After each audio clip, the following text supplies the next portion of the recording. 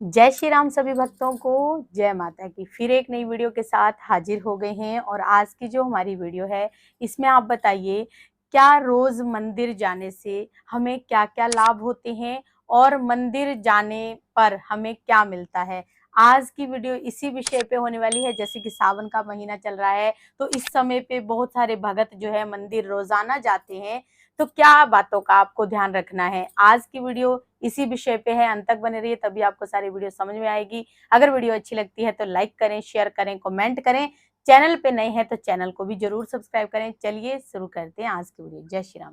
जय श्री राम, जय श्री बालाजी महाराज, जय माता की। रोज मंदिर जाते हैं, भगवान की पूजा करते हैं, याचना करते हैं, उनके आगे शीश निभाते हैं, धूप दीप या बाती करते हैं और उससे हमें क्या क्या लाभ उत्पन्न होता है, क्या क्या प्रभाव उत्पन्न होता है, क्या क्या मिलता है। अकृतक शक्तियां हमारे शरीर के आभा मंडल में प्रकट होती हैं।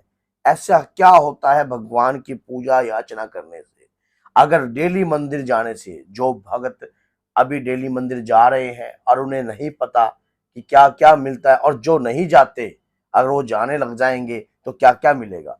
सबसे पहली बात ये होती है कि जैसे कि हम भगवान के प्रति हमें कोई पूजा याचना मंत्र वेदी नहीं आती, कोई भी किसी भी प्रकार का ज्ञान नहीं है, तो माना जाता है कि हम अपने कष्ट से, कोई भी कष्ट में, मान लो कोई भी आप कष्ट में हो, किसी भी कष्ट और उलझनों में हो, आप भगवान के आगे अगर सच्चे मन से, हृदय से आपको प्रार्थना की जाए तो वो कष्ट जो है आपके दूर हो जाते हैं। भक्त के वो कष्ट दूर हो जाते हैं भगवान के मंदिर जाने से।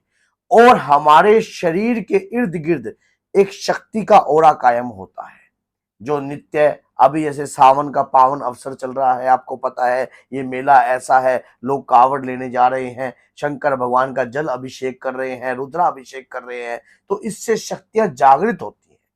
कुछ समय ऐसा प्रभावशाली होता है, कहते हैं कि जामिए जामिए जामिए भाग्यवान के घर पे खड़े कई गुणवान। मान लो जो भाग्यवान होता है उसके दर पे कई गुणवान खड़े हो जाते हैं। अब भाग्यवान बनने के लिए और मंदिरों में जाकर हमारे हाथों की लकीरें बदलती है, हमारे जो ग्रह हैं, ग्रह की पीड़ा है, हमारे शरीर की शक्ति जागृत होती है, हम हर प्रकार के कष्टों से मुक्त होते हैं। अब कहीं पर भूत पिचास निकट नहीं आवे, महावीर जब नाम सुनावे।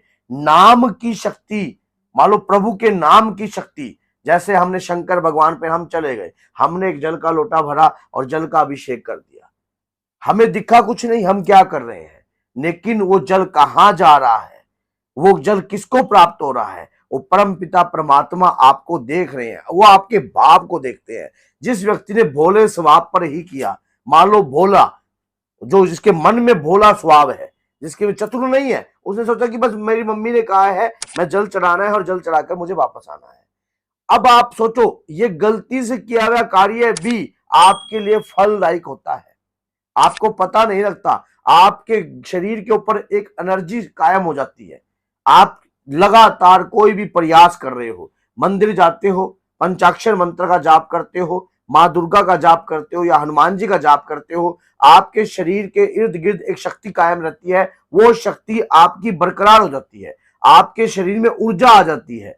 उस ऊर्जा से आपकी कहीं भी किसी भी गलत कार्य में पड़ने से पहले आप इंडिकेटर हो जाओगे। मान लो कोई व्यक्ति आपके यहाँ धोखा करना चाहता है, कोई व्यक्ति आपके यहाँ फ्रॉड करना चाहता है, आपका कोई नुकसान होना चाहता है। अभी मैं आपको एक छोटी सी कहानी सुनाता हूँ, है तो ये सच्चाई।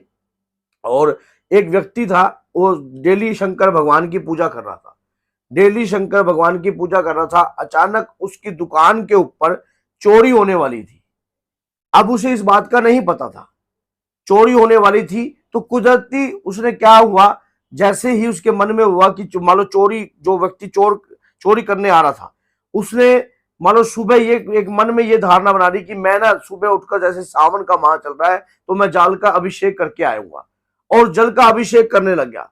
अब चोरी होने वाली थी, तो अचानक ही रात्रि के समय उसकी माता ने उसको कहा कि जब भी आप दुकान, क्योंकि जो गद्दी होती है व्यापार की, उसको शिव की गद्दी कहा जाता है, क्योंकि वो व्यापार की गद्दी है, वो शिव की गद्दी कहा जाता है।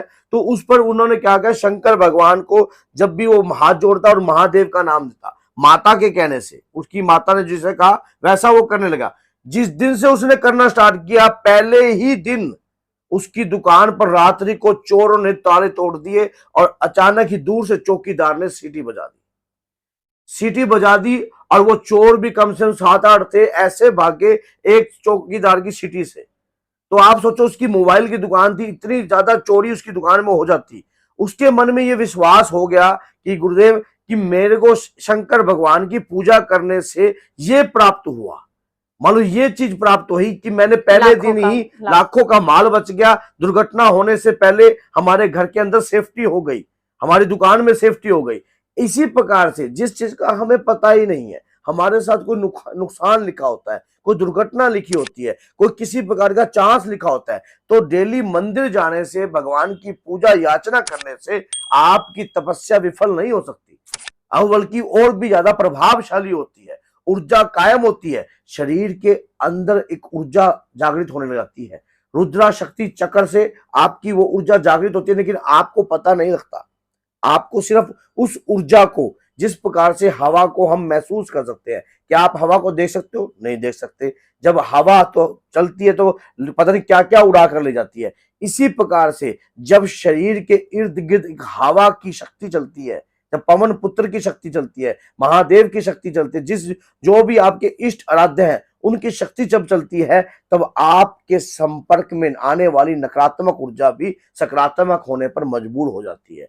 इसी प्रकार से हमारे ऊपर तंत्र किया गया हो, हमारे परिवार पर तंत्र किया गया हो, हमारे व्यापार पर तंत्र किया गया हो, तो शंकर भगवान की पूजा कर रहे हो, महादेव की पूजा कर रहे हो, माँ दुर्गा की पूजा कर रहे हो, डेली मंदिर का आपने नित्य नेम बना दिया है, इससे वहां की खड़ी शक्तियां, यक्षनियां, दूत गण आपको देखते हैं कि आप डेली अभिषेक करने आते हो, डेली जल चढ़ाने आते हो, तो वो शक्तियां आपके ऊपर मेहरबान हो जाती है, वो शक्तियां आपके ऊपर कृपादायक हो जाती है, आपका किसी भी प्रकार का नुकसान नहीं कर सकती हैं। मान लो आप कोई मुसीबत में पड़े हो तो आप अपने इष्ट को, आराध्य का ध्यान करते हो और वो देखते हो अचानक ही वो जैसे मुश्किल में थे वैसे ही आप मुश्किल से निकल गए। तो ये कृपा कहां से हुई? वो हवा के माध्यम से आपका संपर्क साधती है। सिर्फ आप एक कदम उनकी तरफ बढ़ाकर देखिए।